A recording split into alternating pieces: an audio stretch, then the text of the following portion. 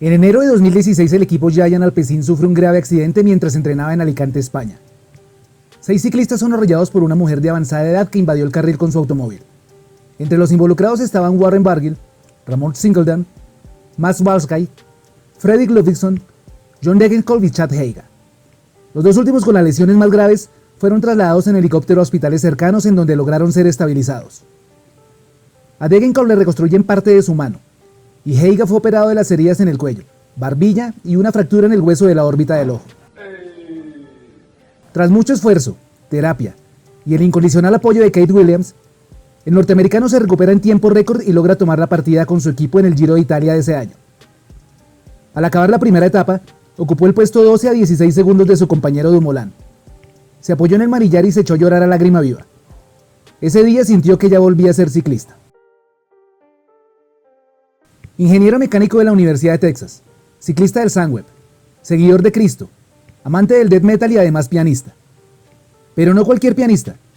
Tiene la habilidad de un músico profesional.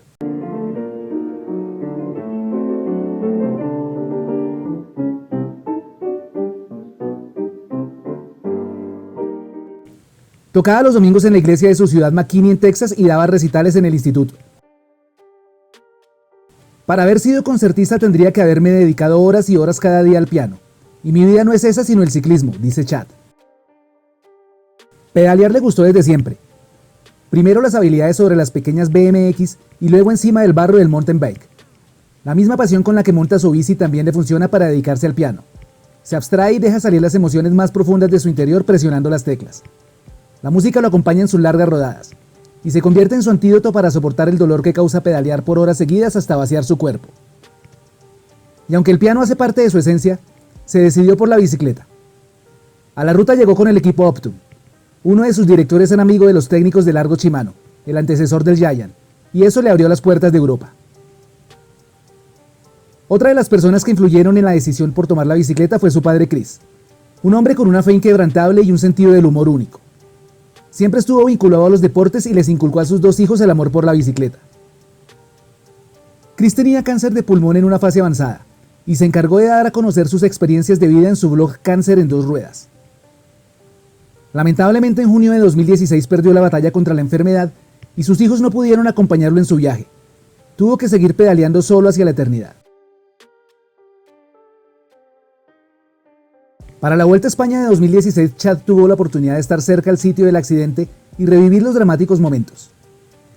Recuerda a Singeldam desvanecerse y ver cómo a Degenkolb le colgaba uno de los dedos de su mano izquierda.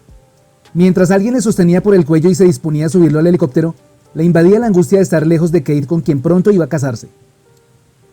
Esos recuerdos quedaron marcados en su mente y en su humanidad. Los 97 puntos de sutura que le tomaron desde su boca hasta el esternón son la evidencia del alto precio que en ocasiones paga un ciclista por el amor a su deporte. Ese deporte y esfuerzo que muchas veces es subvalorado por quienes no conocen del sufrimiento por el que pasan los que se montan a una bici y deciden pedalear por buscar sus sueños.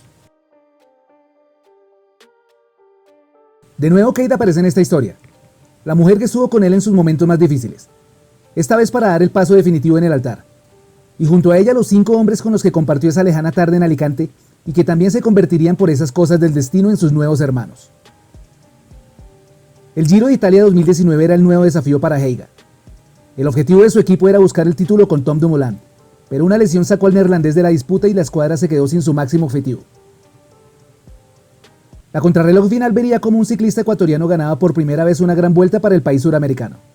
Los focos de las cámaras se centraban en Richard Carapaz, y como suele suceder en la etapa 21 de una grande, todo lo demás quedaba solo para el recuerdo y prácticamente pasaba desapercibido. Pero ahí estaba Chad Heiga para contarnos con sus propias palabras lo sucedido esa tarde en Verona, Italia. Cuando partí de la rampa de salida me sentí como en un videojuego. Cada giro aparecía como lo había visualizado, mientras mis piernas sacaban provecho de toda esa energía que pude ahorrar durante 2 semanas. Llegué rápido a la subida respirando hasta por las orejas. Sprinté en la cima y el videojuego volvió a la vida, trazando las curvas del descenso, comprobando que los discos hacen honor a su fama y cada frenada. Al final del descenso me dispuse a vaciarme otra vez tras 3 semanas de competición por Italia. A veces el sufrimiento alcanza tal nivel que tu única opción es decidir hasta dónde llegar. Pasé por los adoquines con las piernas latiendo de dolor y con la duda de saber si estaba haciendo eso para un simple top 10. Entonces pensé en mi madre, en mi mujer, en mi hermano, quienes seguramente estarían llorándole a la televisión. Pensé en los amigos y en los compañeros. Pensé en Víctor Campenars, quien seguramente nunca me habría imaginado de rival. Pero sobre todo pensé en mi padre. Él nunca dejó de creer, y por eso no podía dejar de sufrir 2 minutos más. El ruido era brutal, pero pude oír a mi director gritarme algo que nunca me había dicho. 300 meters, right and left. Got it well, you can go forward. Come on, and all out to the finish now. And come on, this is your moment, man. All out, come on, to the finish now, come on.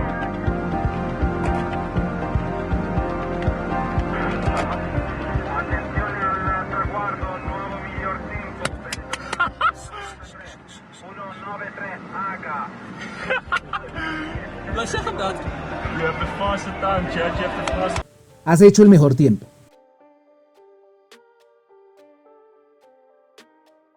Así fue un sueño largamente perseguido y Chad Heiga se hizo con la crono final del Giro de Italia. El dolor, el cansancio lo compensaron todo. Se pasó 2 horas del lunes respondiendo mensajes en su móvil. La historia de Chad Heiga ese domingo en Verona es común a muchos que un día logran ganar algo importante en su vida. Pero escribirlo así con esa intimidad en el dolor y la soledad de la ruta no es habitual entre ciclistas, y nos ha gustado tanto que quisimos compartir, aunque sea por trozos, una historia que explica este deporte tan ingrato muchas veces, pero adorable siempre. Si te gustó esta historia, no dudes en compartirla y suscribirte al canal. Un gran saludo a todos ciclofanáticos del mundo.